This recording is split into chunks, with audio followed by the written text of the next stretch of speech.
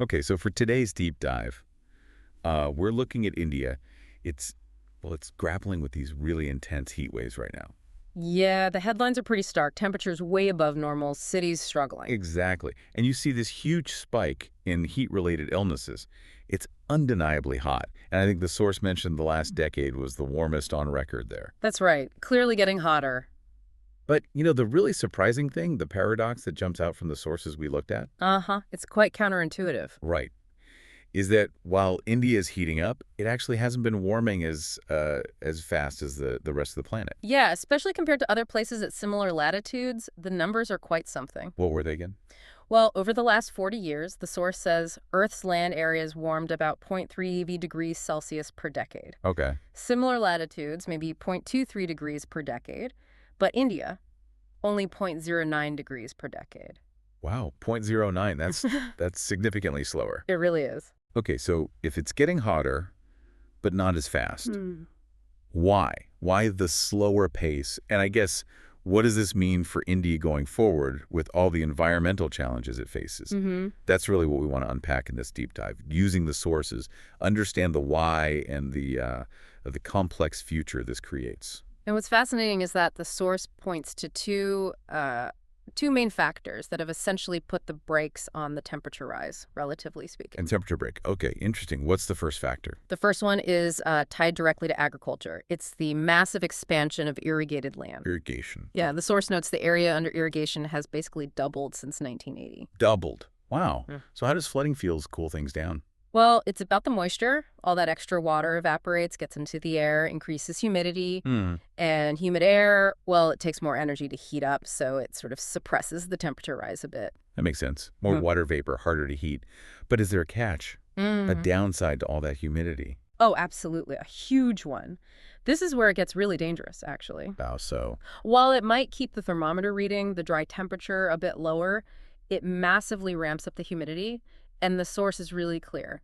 High heat combined with high humidity is deadly. Right, the wet bulb effect. Exactly. They give this example from the Indo-Gangetic Plain, a temperature of 37 degrees Celsius, which, might not sound extreme on its own. Yeah, hot, but maybe bearable dry. Right.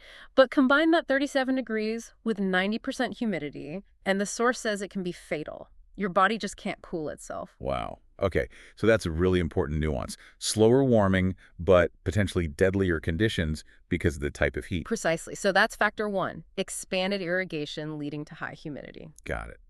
And the second factor, you said this one was counterintuitive. It really is. The second major factor, according to the source, keeping India cooler, is its horrific air pollution. Wait, pollution, cooling things down, that feels completely wrong. Well, specifically during the day, the source clarifies. It's the particulate matter, the soot, the dust, all those tiny particles in the air. Okay. They act like tiny shields, essentially. They intercept the sun's rays before they hit the ground. Some heat gets absorbed up there by the particles.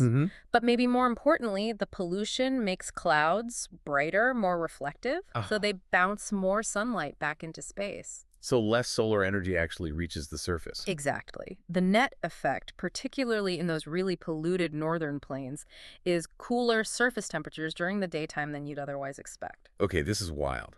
So two massive environmental issues, huge water demand for irrigation causing humidity, and terrible air pollution have accidentally slowed down India's warming relative to the globe. That's the picture the source paints. And this leads directly to the core tension, the real dilemma highlighted in the material. Which is? If India succeeds in cleaning up its air, which, it absolutely has to for public health reasons. Right, millions are dying from it. Exactly. But if it cleans the air, that pollution shield disappears. And a direct result. Daytime temperatures will likely start rising much faster. Oh, wow. That's an incredibly difficult position to be in. You must clean the air, but doing so accelerates the heating problem. That's a tough bind. So given this, how does the source suggest India can cope with the heat that's already here and the extra heat that might come from cleaner air? Well, it mentions some of the, the low-tech natural approaches first. Things like painting roofs white, using less concrete, maybe reflective tiles, or even a second roof layer. Do those help much? They help locally, sure. They're relatively cheap, energy neutral. But the source is pretty blunt. It says these kinds of solutions are basically no match for a serious North Indian heat wave. They just don't cool enough. Okay. So what's left then? What's the necessary measure? Air conditioning. That's what the source identifies as, well, essential for coping. Right. And we're seeing a boom in sales, aren't we? We are. The source highlights that annual AC sales doubled just between 2020 and 2024. It's rapid growth. Driven by people who can afford them, presumably. Yes, it's definitely an affordability issue. And interestingly, some of the newer machines also filter the air while they cool, which is, a small side benefit in heavily polluted areas. But here's the flip side, the scale problem. Sales are booming, but actual household ownership, Right. it's still really low, isn't it? Incredibly low. That's a crucial point in the source. Only about 1 in 10 Indian households actually has an AC unit. 1 in 10.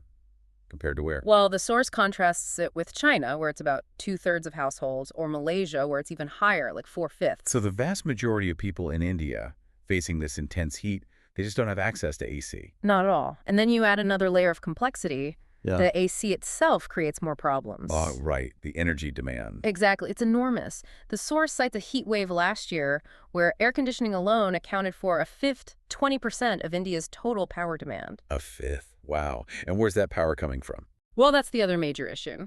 3/4 of India's electricity generation currently comes from thermal plants. Coal, mostly, and gas. Dirty energy. So running the AC to escape the heat and pollution inside actually creates more pollution outside and contributes to the bigger climate problem. Precisely. Plus, the AC units themselves physically pump heat out into the immediate surroundings, so they make streets and neighborhoods hotter for people without AC. Making the disparity even worse. Right. And then there are the refrigerants, the coolants they use. Many are hydrofluorocarbons, HFCs, which are powerful greenhouse gases themselves. Okay, so it's this wicked cycle. You need AC because of the heat, potentially worsened by future clean air, but the AC itself dries pollution, uses dirty energy, dumps heat locally, and uses warming gases. It's a huge challenge. So what's the way out? What path does the source suggest? The source frames it as the only rational path, really, which is for India to push incredibly hard on 2 fronts at the same time. Okay, which are? A massive, rapid build-out of clean energy generation, solar, wind, hydro, and a parallel effort to expand access to air conditioning, ideally more efficient models. Simultaneously, that sounds monumental. Yeah. Is India actually moving on this? Are there steps being taken? Yes, the source does acknowledge positive steps. You've got pollution control boards, state and central, working on the air quality issue. And the renewables targets are ambitious, I think the numbers were. Renewables, including hydro, are already 224 gigawatts out of about 472 total installed capacity. Okay, a decent chunk already. Yeah, and the plan is for renewables to provide half of a total capacity of 1,000 gigawatts by 2030. So big plans. And they're also bringing in new energy efficiency standards for AC units. Those are definitely big goals. But the source seems to argue it needs to happen even faster. Why the extreme urgency? Well, 2 main reasons. First, the current air pollution crisis is just horrific. The source mentions levels in the northern plains routinely going off the charts, exceeding the maximum readings of sensors. Off the chart. Yeah. And millions, literally millions, are dying from pollution-linked diseases every year. Right now, it's an immediate health catastrophe. Okay, the immediate health crisis. And second, the certainty we talked about. If, or hopefully when, the skies clear up, temperatures will rise faster, the heat crisis will escalate quickly, so you have this present-day health disaster combined with the future certainty of accelerated warming. It means you can't afford to wait. That really frames the urgency. It's not just about future climate change, it's about present-day deaths too. So what specific actions could speed things up, according to the source? They list a few key things. Speeding up land acquisition for big solar projects, that's often a major holdup. Geography, yeah. Right. Then significant investment in the electricity grid, making it smarter and more robust to handle all the renewables and the surges in demand from AC. Makes sense. Also, reforming the power market, how electricity is bought and sold to make it easier and more attractive for private companies to pour money into building renewable energy plants. Okay, unlocking private investment. Exactly. And on the AC side specifically, they suggest slashing the tax. It's currently taxed at 28%, which is the highest slab in India. 28%, wow. Yeah, the source makes the comparison that even iPhones are taxed less, at 18%. So, lowering that tax could help make ACs more affordable and speed up adoption. Interesting point.